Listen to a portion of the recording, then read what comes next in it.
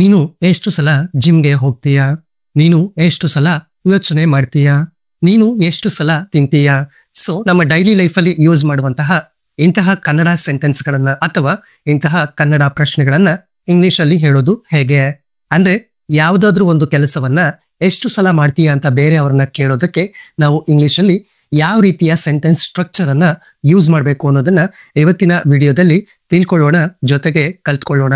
Hi everyone, welcome back to my YouTube channel. ಯಾವುದಾದ್ರೂ ಒಂದು ಕೆಲಸವನ್ನ ಎಷ್ಟು ಸಲ ಮಾಡ್ತೀಯಾ ಅಂತ ಇಂಗ್ಲಿಷ್ ನಲ್ಲಿ ಕೇಳಬೇಕಾದ್ರೆ ಯೂಸ್ ಮಾಡೋ ಸೆಂಟೆನ್ಸ್ ಸ್ಟ್ರಕ್ಚರ್ ಈ ರೀತಿ ಇರುತ್ತೆ. ಅಂದ್ರೆ ಇಲ್ಲಿ ನಾವು how often do you plus that work ಈ ರೀತಿಯ ಸೆಂಟೆನ್ಸ್ ಸ್ಟ್ರಕ್ಚರ್ ಅನ್ನ ಯೂಸ್ ಮಾಡ್ತೀವಿ. So how often do you ಆದ್ಮೇಲೆ ದಟ್ ವರ್ಕ್. ಇಲ್ಲಿ ದಟ್ ವರ್ಕ್ ಅಂದ್ರೆ ನೀವು ಯಾವ ಕೆಲಸದ ಬಗ್ಗೆ ಪ್ರಶ್ನೆಯನ್ನ ಕೇಳಬೇಕು ಅಂತಿದ್ದೀರೋ ಆ ವರ್ಕ್ ಅನ್ನ ಮೆನ್ಷನ್ ಮಾಡಬೇಕಾಗುತ್ತೆ. So this is the sentence structure. ಈಗ ಇದನ್ನ ಒಂದಷ್ಟು ಎಕ್ಸಾಂಪಲ್ಸ್ ಮೂಲಕ ಇನ್ನಷ್ಟು ಕ್ಲಿಯರ್ ಆಗಿ ಅರ್ಥ ಮಾಡ್ಕೊಳ್ಳೋಣ.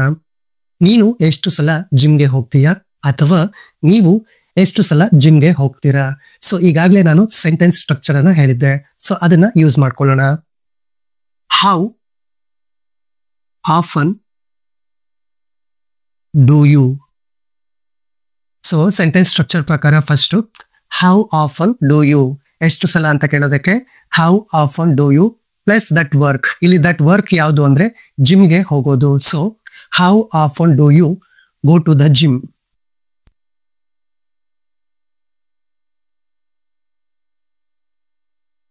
How often do you go to the gym.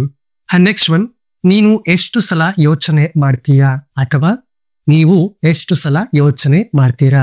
ಈ ತರ ಕ್ವಶನ್ ಬಂದಾಗ again how often do you.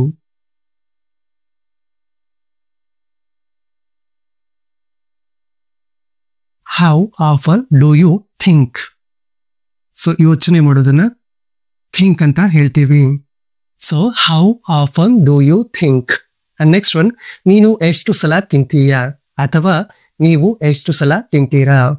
So again how often do you and the work is eating. So how often do you eat. Next one, ನೀನು ಎಷ್ಟು ಸಲ ಓದುತ್ತೀಯಾ ಅಥವಾ ನೀವು ಎಷ್ಟು ಸಲ ಓದುತ್ತೀರಿ? ಇದನ್ನ ಟ್ರಾನ್ಸ್ಲೇಟ್ ಮಾಡುವಾಗ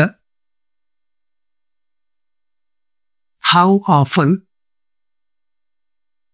do you read. So sentence structure ಅಲ್ಲಿ ಹೇಳಿರೋ ತರ how often do you and then the work read. How often do you read. ನೀನು ನಿನ್ನ ಫ್ರೆಂಡ್ಸ್ಗೆ ಎಷ್ಟು ಸಲ ಕಾಲ್ ಮಾಡ್ತೀಯಾ ಅಥವಾ ನೀವು ನಿಮ್ಮ ಫ್ರೆಂಡ್ಸ್ಗೆ ಎಷ್ಟು ಸಲ ಕಾಲ್ ಮಾಡ್ತೀರಾ?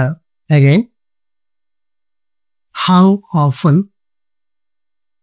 Do you then the work how often do you call your friends.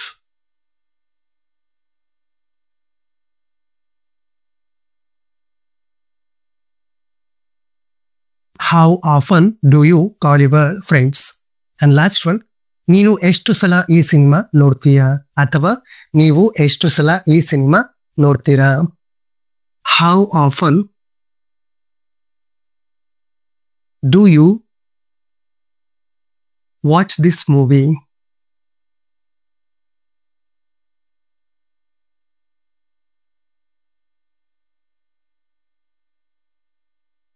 How often do you watch this movie. So ಈಗ ನಿಮಗೆ ಯಾರನ್ನಾದ್ರೂ ಯಾವ್ದಾದ್ರೂ ಕೆಲಸವನ್ನ ಎಷ್ಟು ಸಲ ಮಾಡ್ತೀಯಾ ಅಂತ ಇಂಗ್ಲಿಷ್ ನಲ್ಲಿ ಕೇಳೋದು ಹೇಗೆ ಅನ್ನೋದು ಖಂಡಿತ ಅರ್ಥ ಆಗಿದೆ. ಈಗ ಕೊನೆಯಲ್ಲಿ ನಿನಗೊಂದು ಸೆಂಟೆನ್ಸ್, ನೀನು ಎಷ್ಟು ಸಲ ಬರಿತೀಯಾ? ಇದನ್ನ ಇಂಗ್ಲಿಷ್ ಅಲ್ಲಿ ಕಾಮೆಂಟ್ ಮಾಡಿ. ಇಂತಹ ಹೊಸ ಸೆಂಟೆನ್ಸ್ ಗಳನ್ನ ಮಾಡೋದಕ್ಕೆ ಟ್ರೈ ಮಾಡಿ ಮತ್ತೆ ಅದನ್ನ ನಿಮ್ಮ ಡೈಲಿ ಲೈಫ್ ಅಲ್ಲಿ ಯೂಸ್ ಮಾಡಿ. ಆಗ ಇಂಗ್ಲಿಷ್ ಅನ್ನೋದು ಇನ್ನಷ್ಟು ಈಸಿ ಆಗುತ್ತೆ. ಈ ವಿಡಿಯೋ ನಿಮ್ಗೆ ಯೂಸ್ಫುಲ್ ಅನ್ಸಿದ್ರೆ like this video and share this video. ನೀವು ನನ್ನ ಚಾನಲ್ಗೆ ಹೊಸಬರಾದ್ರೆ ಮಿಸ್ ಮಾಡದೆ ನನ್ನ ಚಾನಲ್ ಅನ್ನ ಸಬ್ಸ್ಕ್ರೈಬ್ ಮಾಡಿ. Thank you.